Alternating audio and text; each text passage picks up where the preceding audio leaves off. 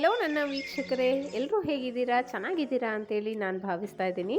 ನೀವು last video ನಂದು ನೋಡಿರ್ಬೋದು. ನಾನು ಚಿಕ್ಕದಾಗಿ ದಿನಚರಿ ಅಂದರೆ ವ್ಲಾಗ್ ಮಾಡೋಣ ಅಂತೇಳಿ ಟ್ರೈ ಮಾಡಿದೆ. ತುಂಬ ಚೆನ್ನಾಗಿ ಬಂದಿತ್ತು. ಅದಕ್ಕೆ ನಾನು ಮ್ಯೂಸಿಕ್ ಕೂಡ ಹಾಕಿದ್ದೆ, ವಾಯ್ಸ್ ಓವರ್ ಕೊಟ್ಟಿದ್ದಿಲ್ಲ. ನನಗೆ ಪರ್ಸ್ನಲ್ ಆಗಿ ಮತ್ತು ಯೂಟ್ಯೂಬಲ್ಲಿ ನನಗೆ ಕಮೆಂಟ್ಸ್ ಮಾಡಿದರು, ಪ್ಲೀಸ್ ವಾಯ್ಸ್ ಓವರ್ ಕೊಡಿ, ತುಂಬ ಚೆನ್ನಾಗಿ ಬರುತ್ತೆ ಅಂತೇಳಿ.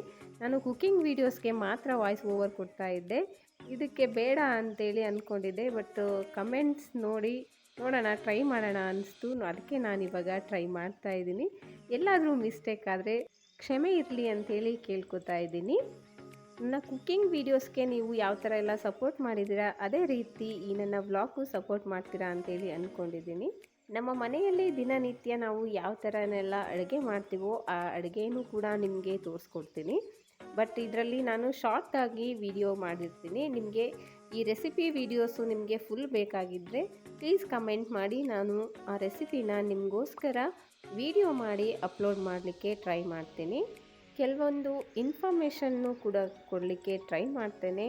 ಹೋಮ್ ರೆಮಿಡೀಸು ಮತ್ತು ಹೋಮ್ ಕೇರ್ ಬಗ್ಗೆ, ಎಲ್ಲದ್ರ ಬಗ್ಗೆ, ಮನೆ ಮದ್ದು, ಈ ಥರ ಎಲ್ಲ ವೀಡಿಯೋಸ್ ಬಗ್ಗೆ ನಾನು ನಿಮಗೆ ವಿಡಿಯೋ ಮಾಡೋಣ ಅಂತೇಳಿ ಅಂದ್ಕೊಂಡಿದ್ದೀನಿ. ಪ್ಲೀಸ್ ಇದೇ ರೀತಿ ನಿಮ್ಮ ಸಪೋರ್ಟ್ ಇದ್ದರೆ ನನಗೆ ವಿಡಿಯೋ ಮಾಡಲಿಕ್ಕೂ ತುಂಬಾ ಹೆಲ್ಪ್ ಆಗುತ್ತೆ ಅಂತಲೇ ಹೇಳ್ಬೋದು. ಯೂಟ್ಯೂಬ್ ಚಾನಲ್ನ ಸ್ಟಾರ್ಟ್ ಮಾಡಿ ಕುಕ್ಕಿಂಗ್ ವೀಡಿಯೋಸ್ನ ನಾನು ಅಪ್ಲೋಡ್ ಮಾಡ್ತಾ ಇದ್ದೀನಲ್ವ, ಅದರಲ್ಲಿ 70% ರೆಸಿಪೀಸು ನಮ್ಮ ಮನೆಯಲ್ಲಿ ನಾವು ಊಟಕ್ಕೋಸ್ಕರ ಏನು ಅಡುಗೆ ಮಾಡ್ಕೋತೀವಲ್ಲ ಅದನ್ನೇ ವಿಡಿಯೋ ಮಾಡಿ ನಾನು ಹಾಕ್ತಾ ಇರೋದು. ಒಂದು 30-20% ಮಾತ್ರ ನಾನು ಬೇರೆ ವೀಡಿಯೋಸ್ನ ನೋಡಿಕೊಂಡು ಯಾವುದಾದ್ರೂ ನನಗೆ ಹೊಸದು ಅನಿಸಿದರೆ ಅದನ್ನು ಕೂಡ ಟ್ರೈ ಮಾಡಿರೋದುಂಟು, ಅದನ್ನು ಕೂಡ ಹಾಕಿದ್ದೀನಿ. ಆಲ್ಮೋಸ್ಟ್ ನಾವು ಮನೆಯಲ್ಲಿ ಯಾವ ಥರ ಅಡುಗೆ ಮಾಡ್ತೀವೋ ಆ ಥರ ಅಡುಗೆನೇ ನಿಮಗೆ ತೋರಿಸಬೇಕು ಅಂತೇಳಿ ನಾನು ಟ್ರೈ ಮಾಡೋಣ ಅಂಥೇಳಿ ಈ ಚಾನಲ್ನ ಸ್ಟಾರ್ಟ್ ಮಾಡಿದ್ದು.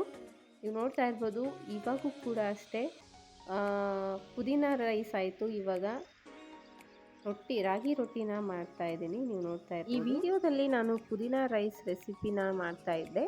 ಆ ರೆಸಿಪಿ ನಾರ್ಮಲಾಗಿ ಎಲ್ಲರೂ ಪುದೀನ ರೈಸ್ ಹೇಗೆ ಮಾಡ್ತಾರೋ ಆ ಥರ ಮಾಡಿದ್ದಲ್ಲ, ತುಂಬ ಡಿಫ್ರೆಂಟಾಗಿ ನಾನು ಟ್ರೈ ಮಾಡಿದೆ. ತುಂಬಾ ಚೆನ್ನಾಗಾಗಿತ್ತು, ಟೇಸ್ಟಿಯಾಗಿತ್ತು ಅಂತಲೇ ಹೇಳ್ಬೋದು. ಈ ತಾನೇ ಪುದೀನ ರೈಸ್ನ ನಾನು ಮಾಡ್ತಾ ಇರೋದನ್ನು ನೋಡಿದ್ರಿ. ಆ ರೆಸಿಪಿ ನಿಮ್ಗೆ ಏನಾದರೂ ಬೇಕಾಗಿದ್ದರೆ ಪ್ಲೀಸ್ ಕಮೆಂಟ್ಸ್ ಮಾಡಿ, ಆ ವಿಡಿಯೋನೂ ಕೂಡ ಅಪ್ಲೋಡ್ ಮಾಡ್ತೀನಿ. ನನ್ನ ಮಗಳು ಸ್ಕೂಲಿಂದ ಬಂದು ಇವಾಗ ಅವಳು ಬಂದ ಏನು ಹೇಳ್ಕೊಟ್ರು ಸ್ಕೂಲಾಗೆ? ಮತ್ತೆ ಇದೇ ರೀತಿ ಆ್ಯಕ್ಟಿವ್ ಆಗಿ ತುಂಬ ಮಾತಾಡ್ಕೋತಾ, ತುಂಬ ಡ್ಯಾನ್ಸ್ ಮಾಡ್ಕೋತಾ, ತುಂಬ ಆ್ಯಕ್ಟಿವ್ ಆಗಿರ್ತಲ್ಲ ಅಂತಲೇ ಹೇಳ್ಬೋದು. ಸಂಕ್ರಾಂತಿಗೆ ತಂದಿದ್ದು ಕಬ್ಬಿತ್ತು, ಅದನ್ನು ತಿನ್ನೋಣ ಅಂತ ಇದ್ದರು. ಅದಕ್ಕೋಸ್ಕರ ಕಬ್ಬನ್ನು ನಾನು ಕಟ್ ಮಾಡಿ ಕೊಡ್ತಾ ಇದ್ದೆ. ಇಬ್ಬರು ತುಂಬ ಎಂಜಾಯ್ ಮಾಡ್ಕೋತಾ ತಿಂತಾಯಿದ್ರು.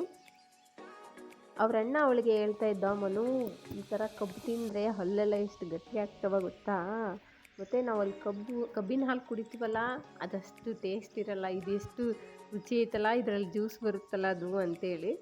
ಅವರಿಗೆ ಮಕ್ಕಳಿಗೆ ಏನೋ ಒಂಥರ ಖುಷಿ. ಕಬ್ಬಂದರೆ ಗೊತ್ತಿರಲ್ಲ ಕೆಲವೊಂದು ಮಕ್ಕಳಿಗೆ. ಈ ಥರ ನಾವು ಮನೆಯಲ್ಲಿ ತಂದು ಈ ಥರ ತಿನ್ನಿಸೋದ್ರಿಂದ ಅವಕ್ಕೂ ಏನೋ ಒಂಥರ ಖುಷಿ ಆಗುತ್ತೆ, ಖುಷಿ ಇರುತ್ತೆ ಅಂತಲೇ ಹೇಳ್ಬೋದು. ನನ್ನ ಮಗಳಿಗೆ ಮನೋಜ್ಞಗೆ ಡ್ಯಾನ್ಸ್ ಅಂದರೆ ತುಂಬ ಇಷ್ಟ. ಡ್ಯಾನ್ಸ್ ಮಾಡ್ತೀನಿ ಅಂತ ಇದ್ಲು. ಅದಕ್ಕೋಸ್ಕರ ಟ್ರೆಂಡಿಂಗ್ ಸಾಂಗ್ ಶಿವನೇ ನಿನ್ನ ಆಟ ಬಲ್ಲವರಾರು ಅದನ್ನ ಟ್ರೈ ಮಾಡ್ಸೋಣ ಅಂತೇಳಿ ಮಾಡಿಸಿದೆ. ತುಂಬಾ ಚೆನ್ನಾಗಿ ಮಾಡಿದ್ಲು. ಇನ್ಸ್ಟಾಗ್ರಾಮ್ನಲ್ಲಿ ಅವಳದೇ ಒಂದು ಪೇಜನ್ನು ನಾನು ಕ್ರಿಯೇಟ್ ಮಾಡಿದ್ದೀನಿ. ಆ ಇನ್ಸ್ಟಾಗ್ರಾಮ್ ಐಡಿಯ ಲಿಂಕನ್ನು ನಾನು ಡಿಸ್ಕ್ರಿಪ್ಷನ್ ಬಾಕ್ಸಲ್ಲಿ ಹಾಕಿರ್ತೀನಿ. ಅವಳ ಎಲ್ಲ ವೀಡಿಯೋಸು ನಿಮಗೆ ಐ ಡಿಲಿ ಸಿಗುತ್ತಂತಲೇ ಹೇಳ್ಬೋದು.